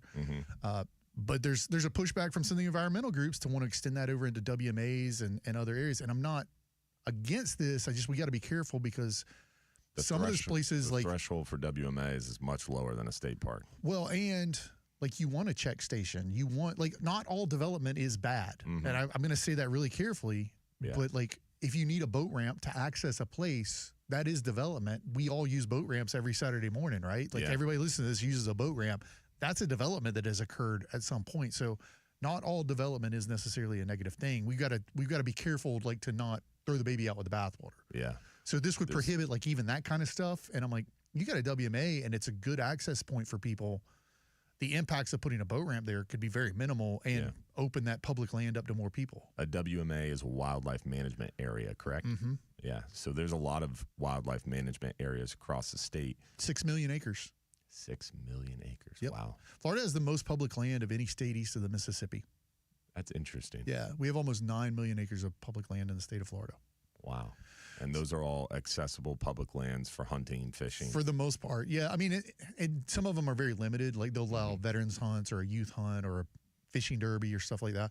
But for the most part, Florida, and that's not even including water in it. Think of how many acres of water we have in the state of Florida that are adjacent to those public lands. So, and those WMAs are much like the Florida Keys National Marine Sanctuary in the fact everyone has different regulations. Exactly. Everyone has different regulations. So some of them are quota, some of them are wide open, but they're also for everyone to use. Like obviously, I'm a hunter, and some of them you have a deer quota or whatever. But they're for everybody to use. So you can go hike in them, you can go bird watch in them, you can go camp in them. You just got to buy a WMA stamp or some kind of access permit, which isn't bad. I think everybody should buy that stuff if they're in Florida. Yeah. It's like a self-imposed, it's a user pays public benefits, right? Like we all pay a little bit to make sure we got something better. Yeah. So yeah, Florida, for as much as we like to complain about the growth and development, we do a really good job with public lands, having a lot of access. Obviously there should always be more. But it's pretty encouraging looking at the future of what we're doing here. Yeah, and there's a lot of good stuff that Florida does with management of those wildlands, with the wildfire mitigation and you can go on control. You can go on the national park and then cross the line onto private or public. I'm not saying to trespass, but I'm saying I get to go on both sides of that a lot. You can tell the difference between private, which is premier, state managed public, which is really good, national managed, which is garbage. Interesting. And your environmentalists will look at it and say, oh, it's all green, it looks good. But when you get into the ecology of it, that could be Brazilian pepper and Kogan grass, both invasive species that aren't conducive to anything native existing there. Like deer aren't going to graze on it. It's not going to produce fruit or berries or anything that most animals are going to eat. So yeah, it's pretty to look at because it's green, but it's not what should be there. It's not conducive for the environment. No, it's not good at all. So, and those species can get so dominant they choke out other stuff, and then you I don't know what it could lose to, but you see the ghost orchids sometimes online, they bloom a certain time of the year, and you got to go deep in the Everglades to find them. Something like that could actually outcompete another species that we want and want to keep on the landscape. So that's one thing I want to do is an Everglades camping trip, multi-day. That'd be so much fun. Let's make it happen. I want to do a python hunt. Have you not python hunted yet? No. Okay. Sorry about that. I'm going to take that on me. I'm going to say that's on me. I really want to do that. That'd be fun. Okay. We're going to make that happen. Hopefully, we'll hear from you on the other side. Remember, 1-800-969-9352 to join the conversation. We had a lot of callers. Now the board's open if you want to get through. And even if you just want to tell us about barbecue sauce. Yeah. What's your favorite barbecue sauce? Or a fishing report, question, whatever. Give us a shout. Real Animals Radio. We'll be right back. WFLA wants to put a... Yeah, my son is 5 as he's getting older. Now he's into this show on, he's big in YouTube, right? As most kids are. All of them are. And he likes this kid. I forget the name of it. It's like Bass Fishing Productions or something like that. And all this kid does is he goes into ponds around the state of Florida and uses nets and cast nets and fish traps to find these cool species and colorations of fish. And yeah, so my son's all into it now. And they went to the Everglades, and he was like literally parked on the side of the road, like on 41. Yeah, fishing in ditches, catching cool fish, really cool looking fish. Have you seen Moss's TV show where he did that with Josh Greer? No. They went to the Everglades and fished. Like they put in right off 41. I love Josh too. He's a good dude. They ran down the canals and caught like, and almost everything you catch there is invasive. So they did. Does Josh do trips that aren't fly fishing? I don't know. I don't remember. I feel like they were fly fishing in this because like fly fishing for little like cichlids and stuff is the easiest or the best way to do it. Oh yeah. You don't have to worry about bait. Like yeah. You can just get right back in. You're not casting. Technically, it's not long cast or anything like that. Okay. But yeah, they would catch like Oscars and cichlids and tilapia and all that junk, and they cleaned them and cooked them as part of the episode. Oh, cool. It's really good. That's the Captain's Log TV. He's one of our fellow FGA board members. Good dude. Really good dude. Whoa. Jerry Smith said, now you've got me thinking about some smoked python tacos with mustard barbecue sauce. Is that satire or is that real? I'm saying I'll check in on that. Like so you can eat python. You can eat python, I know that, but I didn't think they were like a prize. So they're recommended not to eat in Florida because of the mercury accumulation. What is it, bioaccumulation, where the bigger the predator is, the more... That's bioaccumulation. They recommend not to eat them in Florida, but I know people that do. So it's like a barracuda, a smaller python is good to eat? I don't know. What I do know is when Emerald came down here and filmed a TV show, can I get in trouble for saying this? I don't know. I'm saying it. When Emerald came down and filmed a TV show, like he went python hunting, they caught a python, but then the one he cooked was a farm-raised python. Oh, really? Yeah, they didn't cook the wild caught. Got him. That's funny. Shocker, something you saw on TV was not exactly what was described to be on TV. Yeah, typical. But yeah, I'd eat the heck out of I've eaten rattlesnake. I can't imagine it tastes much different than rattlesnake. A snake's a snake, right? Dude, I'm trying to find out where this Florida Cracker Smoke Shack is. You know what? I've heard of this place. Are you talking about the Florida Cracker Kitchen? Florida Cracker Cook Shack is what Stacy Whittam shared, saying they have the best brisket, sloppy Joe or something, she said. But I've heard of this place because I think one of our friends stopped there on the way to or from our property, and it is the place. It's 30 minutes south, so if you take 41 up to the property, you're going to pass it. Oh, so you drive by it all the time, you just never noticed it. Yeah, because I was because it's also, like, you sounded a little bougie earlier when you said your dad and cousin were cool with like a borderline hepatitis A, hepatitis B quality food experience. Yes. I think you got to get past that, bro. I like it too. Okay. The sketchier the place is, the more in I am.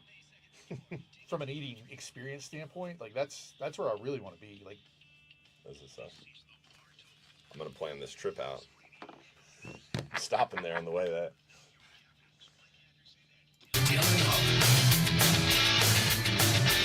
We're back, Bartow Ford Real Animals Radio, talking fishing and many other things, Florida conservation-wise. Definitely a good morning this morning with our friend Captain Travis Thompson from All Florida, myself, Captain Dylan Hubbard from Hubbard's Marina.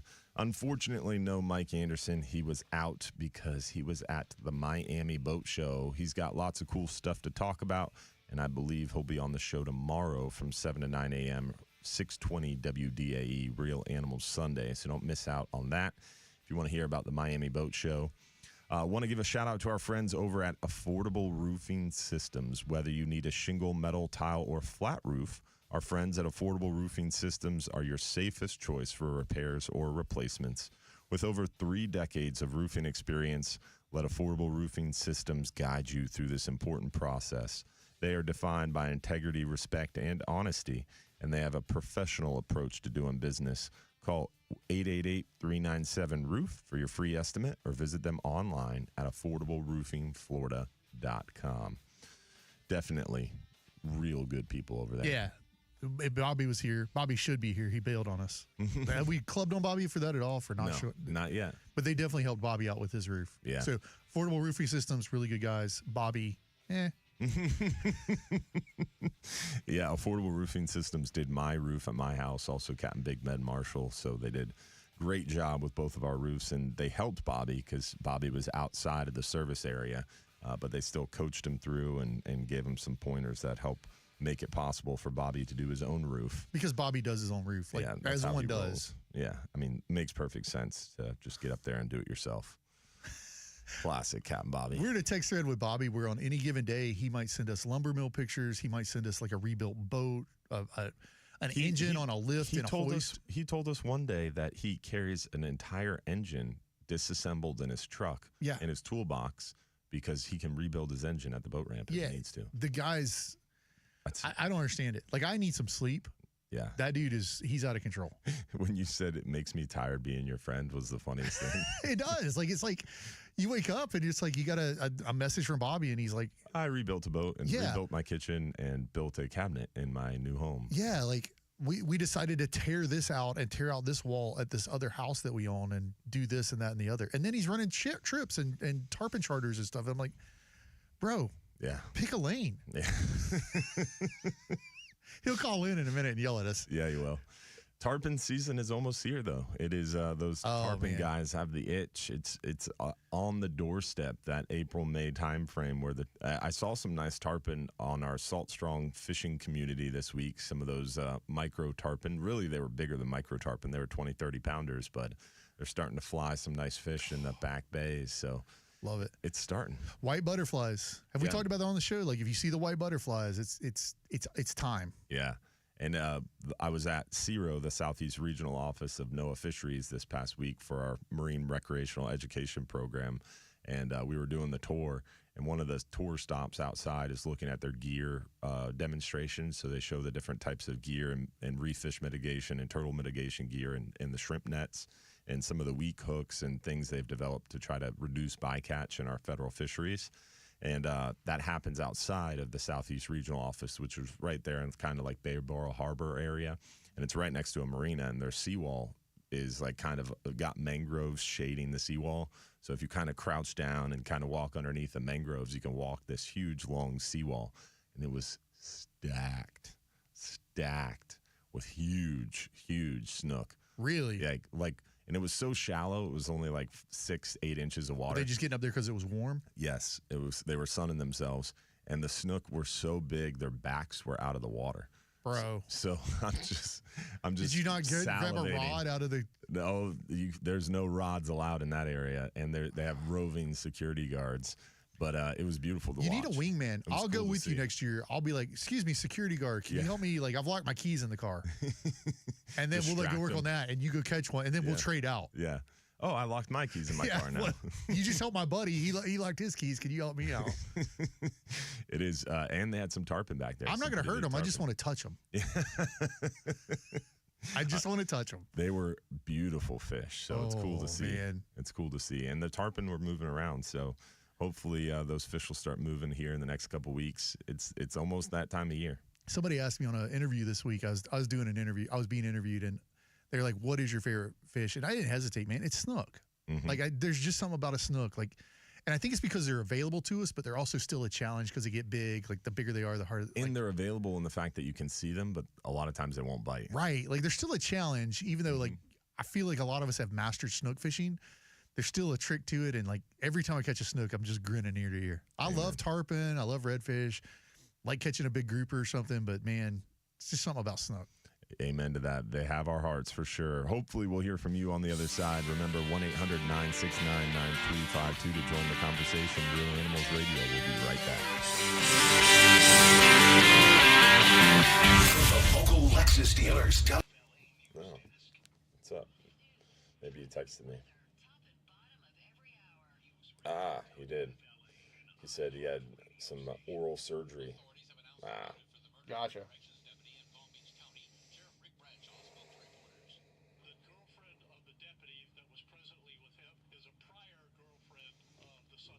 Yeah, if he's not going to make it, he'll a lot of times let me know. He's that kind of caller. I hope he recovers quick. Yes.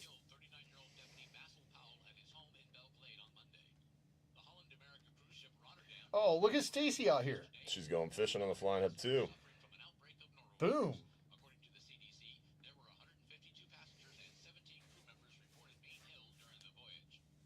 Stacy's just dropping food knowledge. She's booking trips. Like, oh yeah, I gotta finish doing this. If y'all are if you're in the Tampa area, listen to this, and you want a good banquet to go to, her Delta Waterfowl banquet is, I think, the 28th at the Shriners. It's like over near Brandon. It's a great banquet, great event, great organization, Delta Waterfowl. Really good people there.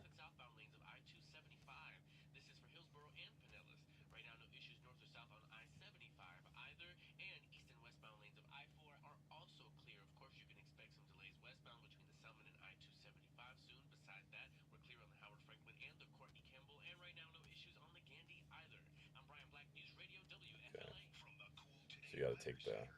What's 589? Is that the toll road? Are you still planning a barbecue trip? Yes. Like, is that what we're doing right now? I am. What's sorry, guys. 589? This is exhilarating radio and live streaming. Is Dylan is literally on a a toll map right road? now trying to find barbecue.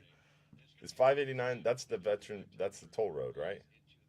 Yes, the one that goes due north. Yeah. I think that's the toll road. Oh yeah. We're in there. Are you in? You got it? Yeah. When are you going, today? No, we're not going up the property today, but next time. Next time, that's going to be a must stop. Oh yeah, 100%. Yeah, that's funny because some of our friends that were going up to the property was talking about that place. They have some kind of crazy options for like margaritas or something. They have, I think that's what the same place. It's got to be the same place because they talked about the truck that's out front. Mm-hmm. Oh, they have a location in Homosassa too. Oh, dude, you're eating at a chain restaurant at this point. Oh yeah, this is definitely the place. Oh yeah, I'm in. I go. I'm a 98 guy when I go up to that area, Mm-hmm. and you gotta go to the Red Top Pit Stop. Get the patty melt. That'll change your life. It's sketch. It is. Oh, it's super sketch, but it's.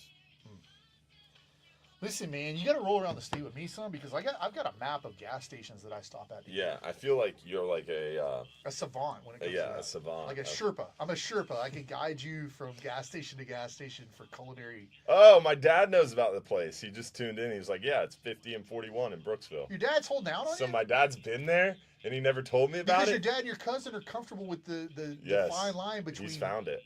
You know, transmittable diseases and quality food. I am too. Like. Dad, we're gonna have to talk. You've been holding out on me. Yeah, like you've never felt let down by your father until right now. I thought you loved me, Dad.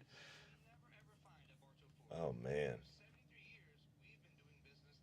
Oh, so Stacy said the Hernando County 6a-8a banquet is at the original Florida Cracker, and it's insane. Yeah, Florida Cracker Kitchen. That's like a block from her house. She can walk to it. Wow. That would be a problem for me. It'd be a problem for me. Those are great people, too. Here we are.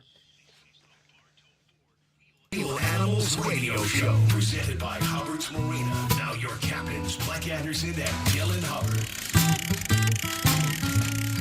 We're back. Bartow Ford, Real Animals Radio, talking fishing this morning. Captain Dylan Hubbard from Hubbard's Marina, and got Captain Travis Thompson from All Florida in studio this morning. Want to give a shout out to our friends over at Relentless Perpetual Edge Knives, the world's first self-sharpening knife that sharpens as it cuts. Our ultra-hard carbide, never rust titanium blade with true grit glass reinforced ABS handle on a knife that is perfectly balanced, and it comes in 5 great models to choose from. Take the work out of filleting a pile of fish and get your Relentless knives today. Go to relentlessknivesusa.com to find out for yourself why this is the knife all the pros are talking about. Veteran-owned company, Florida-based company. Beaver Technology. can't beat it. Beaver technology? That's what Mike says. Doesn't it sound weird? I'm not comfortable with any of this. Like I'm not sure the FAA is going to be okay with this. Every time he says it, I'm like, what? We got to watch this. This is a family-friendly show. We're going to keep it on the up and up. Yep. It is what it is, man. But they are cool knives. They're great handle. It's really well balanced and really, really cool looking knife, too. So check them out, relentlessknivesusa.com. And they have some more models coming out. They have a hunting knife coming out. Yeah, I heard they had a skinny knife coming out. I'm excited about that.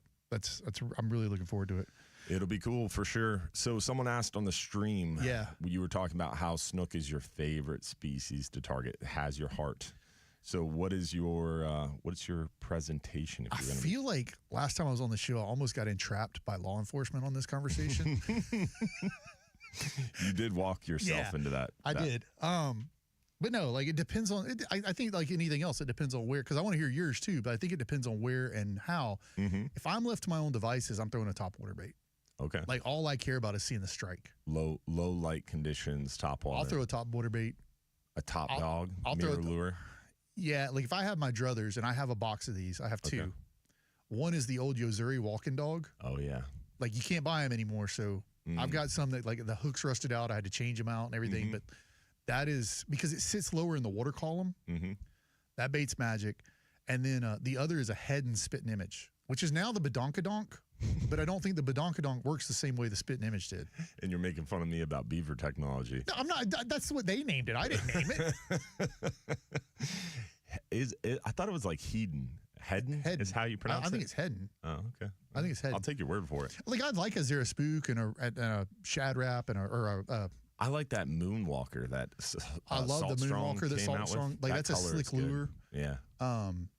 Any top water you can make work, but like I just like that reaction, that bite. And even like when I used to fish, because I would casually fish tournaments and redfish tournaments back in the day, I would use a top water to scout the fish. Yeah. Because they would short strike it. Even like during the heat of the day, they'd short strike it. You get that swirl and you go behind it with a spoon and catch the fish. I've heard that from tournament anglers too on the redfish trail, that you can bomb those top waters so far and it just gives you so much ability to cover water. You find a hungry fish because he like swirls at it and he short strikes because it's clear, it's high sun, so like the visibility is way too good for him to hit that. But there's something about it. Like you throw a big old spook up under the mangroves, and so I won't throw those Yuzuris around mangroves because I'll don't want to lose it. I'll throw them out on the flats because I can't afford to be losing those things. But man, there's just something about a snook just rolling up on a monster top water bait, and I'll even buy like for working docks, I'll buy like the really cheap. You go to Bass Pro and you'll see them like in a bargain bin for $5 or $7. Those really big like stick baits. Yeah, I'll throw those to work along docks because they'll get taken from you. Yeah, but I'll throw them on heavy gear. Sacrificial. Yeah, like you just know. But when you hook them, it's game on, brother. Yeah, for us fishing snook for us is around the docks before and after trips, and in the morning time, a lot of times that shrimp on a like free line shrimp, tail hooked, big shrimp is the go-to. But also the pinfish, preferably a pigfish or grunt, tail hooked works really well. Also free lined. But then during the day, the heat of the day, once those fish are on the bottom, the carcass, the gray snapper carcass or grunt carcass. Oh yeah, that's the ticket for like the big if you're dogs. saying I need to catch a big snook and there's a gun to my head, that's what I'm doing. Yeah, carcass like around a carcass a fillet table. Yeah, next to a fillet table, we'll put it in. You might accidentally hook a tarpon. Yeah, and that's bummer. a problem. You get a good jump out of it though. I will go sometimes and catch mullet and just get 5 or 6 big mullet and cut them in half. Yeah. And pitch them. Like we'll go fish like mangroves. When I used to run a lot of charters, we go fish mangroves with bait and always on the flats away from us, I'd pitch a mullet head or something out there. And that's where we'd always get our picture snook. Yeah. Is that, or even a picture redfish or a tarpon or whatever. Like or shark. They'd come up and pick up that big cut bait. Yeah. Cut bait is definitely the big dog bait. Yeah. I feel like if you want to get a big snook, the cut bait around a dock or a bridge or a flat, it's the way to go. And I think they eat at weird times. Like, have you ever noticed that? They'll eat it on like a slack tide. Yeah, because cut bait, I feel like they'll sniff it out, right? Yeah. It's an easy meal. So even if they're not hungry, they're not active, they'll still take that cut bait sometimes. Yeah. It's a good go-to option, but it's a big one, so hold on tight. Yeah, parrotfish, like I said a couple weeks ago, a parrotfish is still, like, to me, a snook hits it out of anger. Like, they are mad at it. They get fired up. So he's once again walking himself into entrapment. I haven't done that in years. Like, yes. And I did not know. Entertainment purposes. And I'm not only. even sure still, like, if it's illegal or legal or whatever. I'll have to get, I'm going to ask FWC next week, like, to clarify that. Clay Porch, Dr. Clay Porch, he runs the Southeast Fishery Science Center. He was a commercial aquarium fish harvester prior to his current position. And so he lets me know sometimes, oh, you can't keep that. Or like we'll show a picture of something, hey, you're not supposed to take that out of the water, because he's an expert in those aquarium fish. I would not be surprised if those parrotfish were an aquarium fish, which would make it illegal to use. Yeah, no, I wouldn't be surprised either. Mm-hmm. So I'm not advocating for people to do that. I'm just saying, like, my all-time favorite was the parrotfish. I'm not advocating. Yeah. 7 years ago or more. Yeah, whatever the statute of limitation was the last time I did such as that. Yeah, and speaking of tournament anglers and great fishermen, we got Captain Jeff Page on the line. Thank goodness. Get me out of this, Jeff. What's going on, Captain Page? How are you, buddy? Hey, who said get me out of this? This is Travis. Hey, buddy. How are you, Jeff? Hey, what's going on, Travis? He's doing well. He's just walking himself into entrapment, talking about parrotfish for snook bait. How about you? Allegedly. What? Yeah, exactly. That's what I was saying. Is that kind of like using goldfish for bass? I think so. Is that frowned upon? That's big time illegal. Can't do goldfish for bass. Allegedly. Have you ever looked at that tail of that goldfish when it's in that gin clear fresh water? It's pretty magic, isn't it? That tail is like hypnotizing. Yeah. Well, you've heard that from a friend. Yeah, right. What are you up to, Jeff? I'm actually on my way to a MLF bass event for Power Pole this morning. Nice. Up at Leesburg, up at the Harris chain. Nice. That's awesome, man. Yeah, that sounds like a fun time. It's been going on since Thursday, but we're going to be there. Me, I believe Greg Watts, and Anthony, all from Power Pole, and we're going to have a bass boat and a bay boat. I'm bringing my bay boat, and we're going to be doing demos, showing the newest stuff, the one pump, the Power Pole move, trolling motor, both models, the Pivot and the ZR.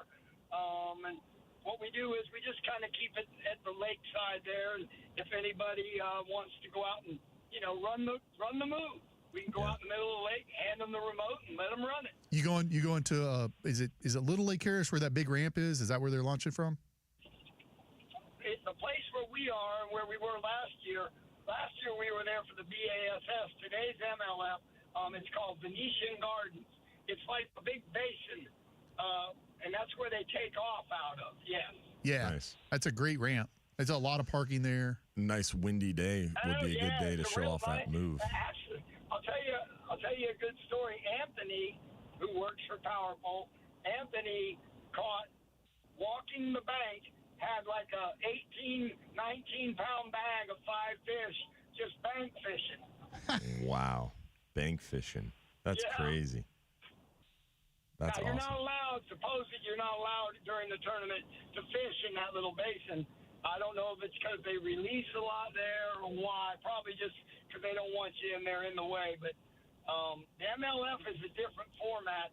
MLF, it's more kind of like what we have in the redfish, the Go Live, where you video it, the scale, the weight, it's registered, and you release the fish. He never goes in the live well. I got you. Hey, Jeff, we were talking a minute ago offline, or talking about redfish in the tournaments back in the day. Did you guys ever throw a top water to scout, like even during the heat of the day, and then come in behind it with like a spoon or a jig or something to scout for fish? We did that a lot, and what I used to do a lot of times pre-fishing, not even during the tournament, I would use a top water with no hardware. Just the top water body, like a she-dog or a top dog, mirror lure, because you can throw it a mile, and everybody, once you've gotten kind of all the species down, that redfish is a different deal on that top water. Like he'll push up behind it a lot, and sometimes he won't even eat it. He'll just push behind it. But I would use that hookless topwater just to see who was around in that area, and it works real well. But during tournaments, when I fished with Rick Murphy, that was one of our games, is I would run a topwater with the hooks, of course, and if they would strike it and miss, Rick would always follow me with a jig or a soft plastic. Yep. Nice. Yep. The old twofer. And it works. It does. Like, I've done it a bunch to catch fish, and like, people don't believe you, and they're like, "Oh, why would you throw a top water during the heat of the day? They're not going to hit it." And I'm like, "It's not about them hitting it. It's about figuring out where those fish are." That's interesting. The one thing I found, you guys, is especially in the fall, it isn't cold. August, September, it's not cold, but they'll eat that topwater middle of the day. Yep, they will. They'll surprise you. You never know. I used to have a client. His name was Mr. Elkin, and he owned Outdoor Sports World over on US 1 in West Palm Beach. And Mr. Elkin, all that man would throw would be that chug bug, which is like a popper. It's straight line bait. Right, and you know what he'd say to me? If they don't hit chug bug, they go hungry. He was waiting for that explosive bite. That's what he was I bet about. he caught a ton of fish on it. Mm-hmm. Hey, everybody knows there ain't nothing like topwater, bud. I don't even care about. Sometimes I like without the hooks, just for the blow up. Yeah. I don't care if I do hook them. Then you ain't got to worry about all the fighting and turning them loose and stuff. I'll leave you guys with a good topwater story. So Rick and I went and filmed the Sportsman Adventures in 2023. We went back to Port Arthur, Texas, which is right on the border of Louisiana and Texas. Mm-hmm. It's right there near Lake Charles, and we found this massive school of fish out in the Gulf, Nice. and so we're getting them to eat topwater, but the problem is once you hook one, that's it, game over. And I said, Rick, you know what we need to do? I'm going to take all the hardware off this. It was called it's just like a Whopper Plopper, but it's Berkeley's version. It's called Chapo. And so I took off all the hooks, and I said, now, Scotty, follow this with your drum. That's and awesome. Brother, I'll bet 30 fish would hit it each time, but never was there a penalty because sometimes they'd get wedged in their mouth for a second, but they'd always get rid of it. And we got some footage that was insane just by taking the hooks off. Oh, that's awesome. That sounds like a cool drone shot for sure. I'll have to go check that out. I would crash a drone so excited, get all jittery on the sticks watching that. That'd be cool. Right? Yeah. Awesome stuff. So Mike, I take it's down in Miami? He was. I believe he's home now. But, yeah, he was down there hanging out with Captain Rick and the guys over there at the Miami Boat Show for sure, enjoying that new 29-foot Contender Bay boat. Yeah, and those big 110-inch shaft power pole move trolling motors. Amen. Man, that's amazing. Y'all are pushing it. Y'all are pushing it in the best way. Oh yeah, in Miami they've got it on every one of those big. Like I heard they had it on like a 55-foot yacht. They had one. That's incredible, amazing. man. That's incredible. That's awesome. Well, people can come out and see you today. People can come out and see you today right there on the Harris Chain, right, Jeff? Yeah, Harris Chain, Venetian Gardens, and I'll be there tomorrow as well. We're demoing. We've got T-shirts and stuff to give away, and I don't think there's going to be there is no weigh-in because they don't bring any bass back. It's all photo, right? They have like a They have like a big jumbotron where you can kind of watch the action, and they have cameras on different boats. This guy Jacob Wheeler is crushing everybody. I mean, awesome. Nobody's even close. I think Bobby Lane's like in 5th place, and he's got like 69 or 70 pounds. Wheeler's got like 110 pounds already. Oh, my gosh. That's amazing. That sounds like a good time. If you want to go check out the Power Pole Move, meet Captain Jeff Page, check it out, Venetian Gardens up there. We appreciate the phone call, Cap. All right, man. Y'all have a blessed day. All the glory to God. Take care, Jeff. Brother. See you, buddy. Safe travels. Good people over there at Power Pole for sure. Captain Jeff and the team are awesome people. And it's a great product. So check it out, Power Pole Move. If you're looking for a new trolling motor and you want the best, that's it. Yeah. And as a Power Pole customer for a long time, like they're next level customer service. Like just awesome. Nothing better. Nothing better. Yeah. Real Animals Radio is going to be right back with our last short segment of the morning. Don't go anywhere. We'll be right back. Listening on the free iHeartRadio app. Thanks to Farrell. Yeah, that was cool.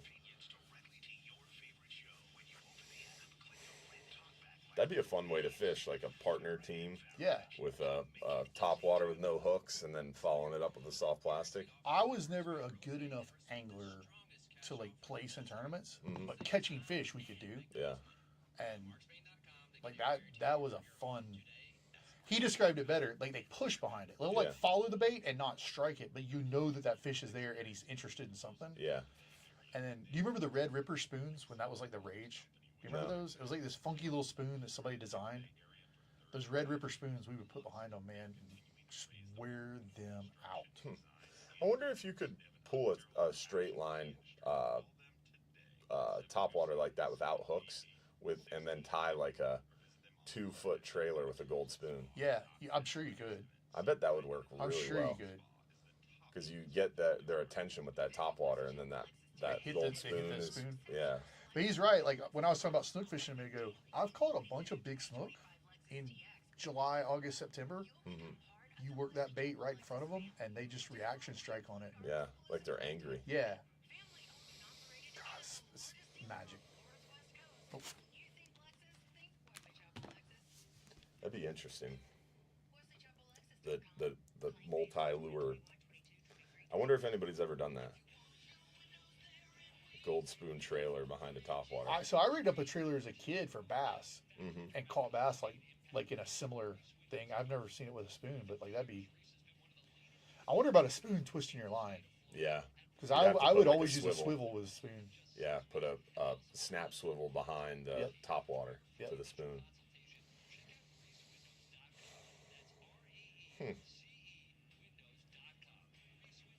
Now I want to drive up to the property, get barbecue on the way, and then fish for bass. Yeah, right? Changed your entire day. Yeah.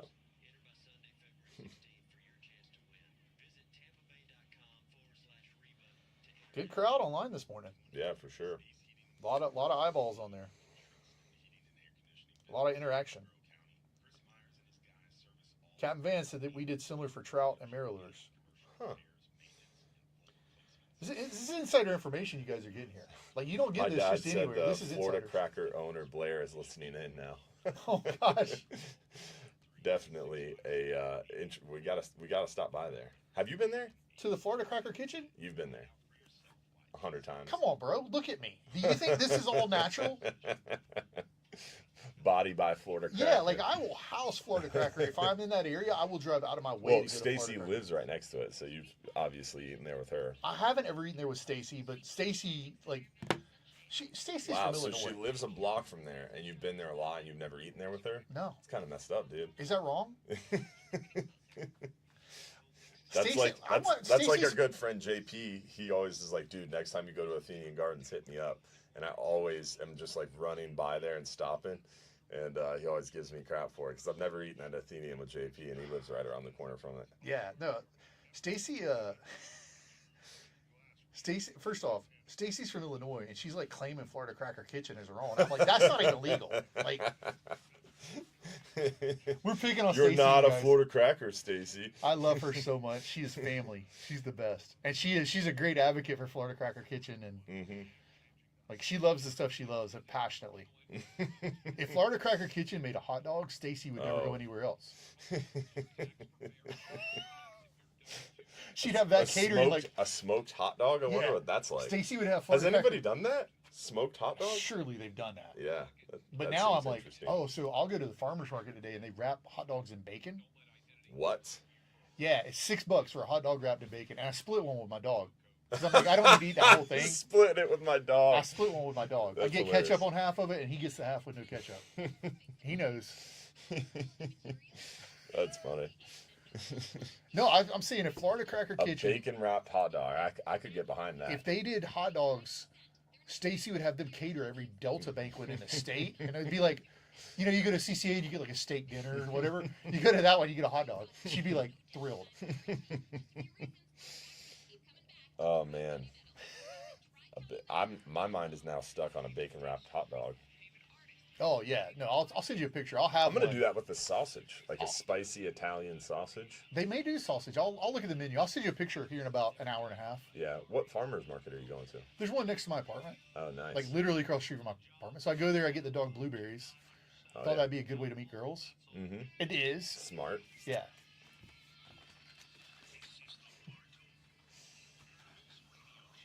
Presented by Hubbard's Marina. Now your captains, Mike Anderson and Dylan Hubbard. We're back, Bartow Ford Real Animals Radio, talking fishing this morning with Captain Travis Thompson from All Florida, myself, Captain Dylan Hubbard from Hubbard's Marina. Our last short segment of the morning. Definitely excited about these little weather windows this time of year. You got to capitalize when you can, when the weather allows. And as we've been talking about this morning, even if the weather doesn't allow and it is a little breezy, you can always find a shoreline in the bay or around the bay or in the intercoastal that's protected from the wind, and often do find some really good biting fish. These sunny days, not raining, it's just windy. Those wind protected shorelines can really, really produce. And we got a cold front coming by tomorrow night, so those fish should be excited as that barometer drops here today and tomorrow. It's going to be pretty breezy today, breezier tomorrow, calming down a little bit Monday as that cold front moves through. But Monday might be a little tough with that bottomed out barometer. And then Tuesday's looking pretty good. I would say Tuesday's probably your best chance. Wednesday, the breeze picks up a little bit before potentially another front there Thursday. We're on the backside of a full moon. We've got the last quarter moon coming up Thursday, and then working our way to that new moon as well. Want to make sure we give a shout out to our friends at Power Pucks, the world's first power supply trolling motor quick release bracket. It eliminates the need for an exterior power plug, which can snag lines, corrode easily, and just be an eyesore cluttering up the deck. Go to pwrpux.com to find out for yourself why so many of the pros are making the switch over. And that weather update was brought to you by our friends at Reese Windows and Doors with 50 years experience in the business. They offer free installation on most windows and doors, and they install in just 6 weeks. Only in-house installers, no freelance contractor, and their work comes with a double lifetime warranty, which means you don't have to pay for the warranty, and when you sell your house, the warranty transfers, adding value to your home. Visit reesewindows.com for more info. Thanks for joining the show this morning, Travis. We appreciate you, buddy. Thanks for having me, man. Always a pleasure to be here. Yeah, man. How would someone catch up with you if they wanted to follow Captain Travis Thompson or All Florida? At Travis Thompson on the socials. All FLA ORG is our social handle. You can message me or DM me on either of those. I run both those accounts. And I'll give a shout out real quick to Stacy we were picking at. The 28th, there's a Delta Waterfowl banquet in Tampa. So Nice. At the Egypt Shriners Hall. Nice. So if you want to come hang out, I'll be there. There's going to be a lot of great people there from the Tampa Bay area, and you could meet Stacy. And so it's a really fun event, really fun banquet. That's awesome. Delta Waterfowl. What date was that? The 28th. Yeah, I was going to ask you. You got to check your schedule. I'll see if you can get you there. Yeah, that'd be cool. Yeah. February 19th at that same location, Egyptian Shriners. The Salt Strong event is going to be happening Wednesday, February 19th Nice. at Egyptian Shriners. It's going to be a great time. They're giving away a beaver tail skiff to Really? benefit the Salt Strong Alliance. Yeah, there's going to be some really big names. Crazy Alberto, Captain Lisa Fitzgerald, Captain Blair Wiggins, Captain Mike Goodwine. I'm going to make it there myself. Again, that's February 19th. That's this week. Yeah. That's Wednesday. Yeah, it's going to be a good time. What time is that? Shriners. The event, doors open at 5. Event starts at 6. Okay. Don't miss out. I'm putting that on my calendar right now. Yeah. Remember, if you're too busy to go fishing, you're just too darn busy. Thanks for listening in. Real Animals Radio. We'll be back next week. This skiing program was paid for by Real Animals Fishing. Thanks for joining this morning and hanging out with us. Hopefully you enjoyed the show. Hopefully. And, hopefully we'll see you tomorrow for Sunday morning's Real Animals Radio, 7 to 9 a.m., 620 WDAE, and streaming live to the Real Animals Facebook. Don't forget, tomorrow night, live stream show, 7:30 p.m. on the Hubbard's Marina and Real Animals Facebook pages. hopefully we'll see you for that. And lots of good stuff going on. Great time to get out there and capitalize on any potential weather window you find. Hopefully you guys had a good time. We'll see you next week for another episode. Thanks for being a part of our Real Animals family. See y'all. Oh, wrong mouse. First day. First day. Amateur hour.